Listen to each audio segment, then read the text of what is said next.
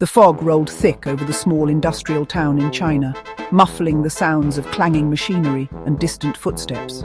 It was the kind of town where secrets were buried as deep as the foundations of the aging factories.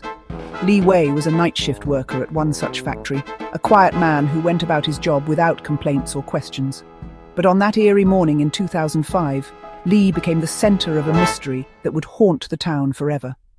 Just before dawn, he stumbled into the factory break room, his steps uneven and his face pale.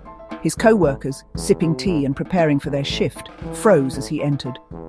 At first they thought it was a trick of the dim light, but as Li moved closer, it became horrifyingly clear.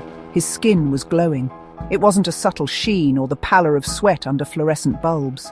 His entire body radiated a sickly green luminescence, each vein and muscle outlined as though lit from within. The glow seemed to pulse faintly, casting eerie shadows on the break-room walls. "Li Wei!" someone shouted, backing away in alarm. "What happened to you?" Li's glassy eyes darted around the room. His voice trembled. I don't know," he stammered. "I was cleaning up a spill near the storage tanks. There was this strange powder. I didn't think—" Before he could finish, his knees buckled and he collapsed. His glowing skin illuminated the terrified faces of his co-workers as they rushed to his side but dared not touch him. The paramedics arrived quickly but hesitated to get too close. Wrapping Li in plastic sheets, they transported him to the nearest hospital. By the time they arrived, his glow had dimmed slightly, but the doctors were still baffled.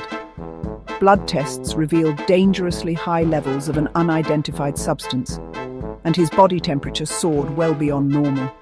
Despite their best efforts, Li's condition only worsened. Meanwhile, word of the glowing man spread. The factory was shut down as hazmat teams scoured the storage area.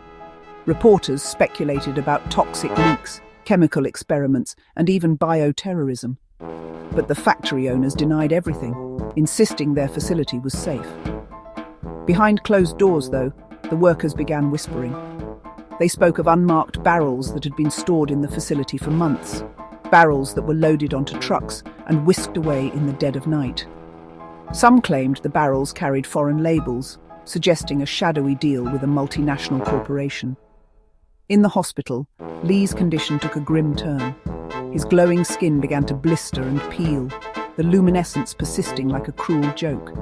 Doctors tried everything: IV fluids, experimental treatments, but nothing could stop the damage spreading through his body. Then, just as mysteriously as it had started, the glow faded. By the end of the week, Li Wei was gone. An autopsy revealed extensive internal damage, as if his organs had been microwaved from the inside out. The mysterious powder he had encountered remained unidentified. Samples sent to research labs disappeared without explanation, leaving only questions in their wake. Authorities declared the case closed, blaming Li's death on an isolated chemical exposure. But the townspeople weren't so easily convinced. The factory reopened months later, though few workers returned willingly. They avoided the storage area where Li had been exposed, claiming they saw faint green stains on the walls late at night. Rumors spiraled. Some believed the government had been testing experimental chemicals, using unsuspecting workers as guinea pigs. Others whispered of extraterrestrial involvement, spurred by reports of strange lights in the sky the night before Li's exposure. Years later, a whistleblower leaked documents revealing that the factory had indeed been storing illegal substances on behalf of a powerful multinational corporation. The company, however, was untouchable, shielded by layers of bureaucracy and political influence. Li Wei's story became a legend. In the small town, he was both a cautionary tale and a symbol of resistance. Some said his glow was a curse, others a warning. But those who knew him best believed it was something else entirely. The mark of a man who had stumbled upon a truth too dangerous to tell.